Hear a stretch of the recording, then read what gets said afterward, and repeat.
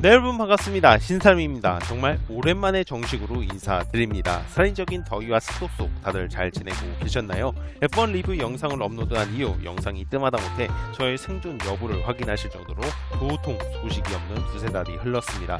그동안 뭘 했냐고요? 바로 미국과 일본 그리고 중국으로 해외 출장을 아주 길게 다녀왔습니다.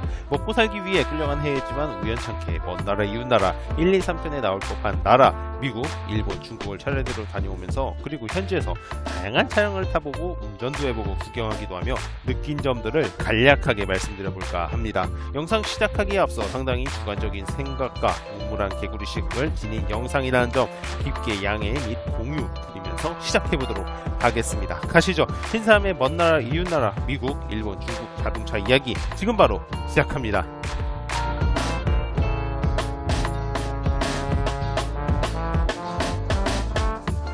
먼저 미국입니다. 미국을 첫 번째로 갔었음에도 불구하고 어찌 보면 제일 인상 깊고 우물한 개구리임을 느낄 수 있었을 만큼 인상적인 나라였는데요. 진짜 큰 픽업 트럭들이 즐비하다 못해 지천에 널리고 널렸습니다. 출장을 갔던 곳이 달라스 쪽이라서 뉴욕 또는 시카고처럼 초호화 차량 또는 택시를 많이 보진 못했지만 포드 F150이라든지 쉐보레 콜로라도는 기본이고 다찌, 토요타 또는 캐딜락 마크가 박혀있는데 이름을 정확히 알 수 없는 픽업 트럭들이 온 세상을 가득 메웠습니다. 아무래도 미국이 땅이 넓고 수리나 관리 서비스를 받기에는 시간도 시간이고 돈이 많이 들다 보니 직접 사서 고친다는 이야기를 들었었는데 그게 진짜구나 싶었습니다. 제가 몰고 다니던 차도 나름 크다고 느껴진 토요타 하이랜더였는데 월마트나 어느 음식점 주차장에 차를 대도 픽업 트럭들 사이에서는 정말 작고 귀여운 아기로 느껴질 정도였습니다. 자, 그럼 미국이라고 큰 픽업 트럭들만 있느냐? 그건 또 아니었습니다. 구형 토요타 프리우스도 상당히 많았고 한국에선 보기 드문 닛산부터 마츠다,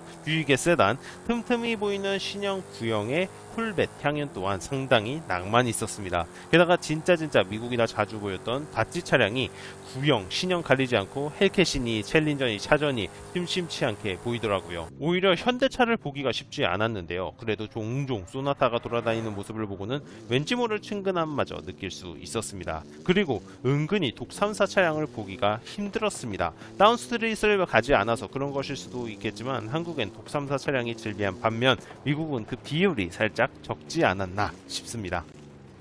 두 번째로 일본입니다. 먼저 일본에서 진짜 단 한 번도 한국 차량을 본 적이 없었습니다. 진짜 그 흔한 소나타, 아반떼 한 번을 못 본 것 같습니다. 대신에 일본 차량을 정말 지겨울 정도로 많이 본 것 같은데요. 의외로 신형 프리우스나 캠리는 잘 못 봤고 렉서스 세단도 보기가 힘들었습니다. 대신에 구형 프리우스와 캠리가 많았고 마츠다며 닛산이며 혼다며 한국에서 볼 수 없는 웬 납작콩하고 자그마한 차들이 엄청 많더라고요. 확실히 일본은 자기 주차장 확보가 안 되면 차를 살 수 없다고 들었던 것 같은데 주차장 크게 사기가 힘드니 차도 작아진 게 아닐까 싶었습니다. 그리고 의외로 독삼사 차량을 꽤 많이 봤었습니다. 그런데 우리가 아는 세단형 또는 SUV가 아니라 외건 스타일의 독삼사 차량이 많았습니다. 몰랐는데 벤츠 E클래스가 외건 스타일도 있더라고요. 아우디는 알고 있었지만 아반트 모델도 많이 돌아다녔고 말이죠. 이런 걸 보고 있자니 일본은 역시 효율을 중시하는 그런 나라가 맞구나 싶어지더라고요. 그래서 그런지 폭스바겐 골프도 심심치 않게 많이 본 것 같습니다. 구형부터 해서 신형까지 이틀라치면 봤던지라 골프 오너인 제 입장에서는 정말 뭉클하고 반갑더라고요. 그런데 생각해보니 진짜 신기했던 점은 전기차를 정말로 못 본 것 같습니다. 그러고 보니 거기 웬만해서는 다 하이브리드 차량이라 그런 걸까요? 끝으로 일본이라고 해서 막 길거리에 JDM 할 것만 같은 차량들이 많은 것은 아니더라고요. 솔직히 웬 가정집 앞에 닛산 R33 하나 세워져 있는 거 본 거 말고는 그런 차량을 한 번도 못 본 것 같습니다. 세 번째로 중국입니다. 중국은 진짜 신기했습니다. 일단 아우디가 진짜 많아요. 그리고 폭스바겐 차량이랑 말이죠.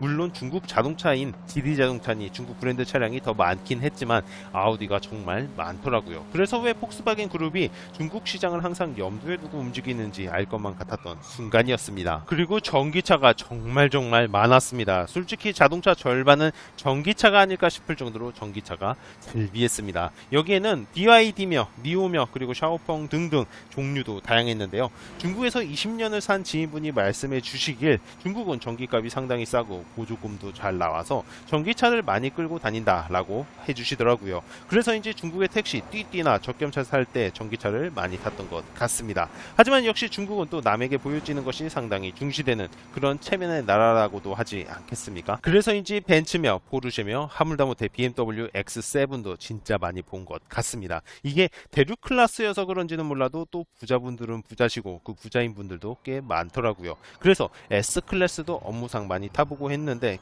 좀 자동차 문화가 중요하면서 독특한 나라라고 생각 들었습니다. 물론 찬물을 끼얹자면 오토바이가 제일 많긴 했지만 말이죠. 그리고 중국 또한 정말 다양한 브랜드의 차량들이 진출을 해 있는 것을 확인할 수 있었습니다. 물론 닿지는 못 봤지만 뷰익 차량을 정말 많은 분들이 타고 다녔으며 닛산이랑 마츠다도 심심치 않게 보여서 중국에서 일본 차라니 라는 생각이 들 만큼 일본 차도 상당히 많았던지라 서로 감정의 골, 역사의 골은 있을 수 있을지라도 일본 차 좋은 건 참을 수 없었구나 싶었습니다. 네, 여러분 어떻게 재미있게 보셨나요? 제가 뭐 1, 2년을 살면서 그리고 수많은 도시와 장소를 방문하면서 느꼈던 것이 전혀 아닌 끼케야 2, 3주 길어야 한두 달 정도였던지라 후박 겉핥기식으로 느낀 것은 확실합니다. 그러므로 정말 단순히 재미, 짧은 감상문 정도로 봐주신다면 대단히 감사드리겠습니다. 저는 이제 또 해외로의 출장을 2주간 다녀오게 됩니다. 그래서 또 영상 업로드 텀이 길어질 예정이지만 다음에는 미국, 일본, 중국의 교통 시스템 및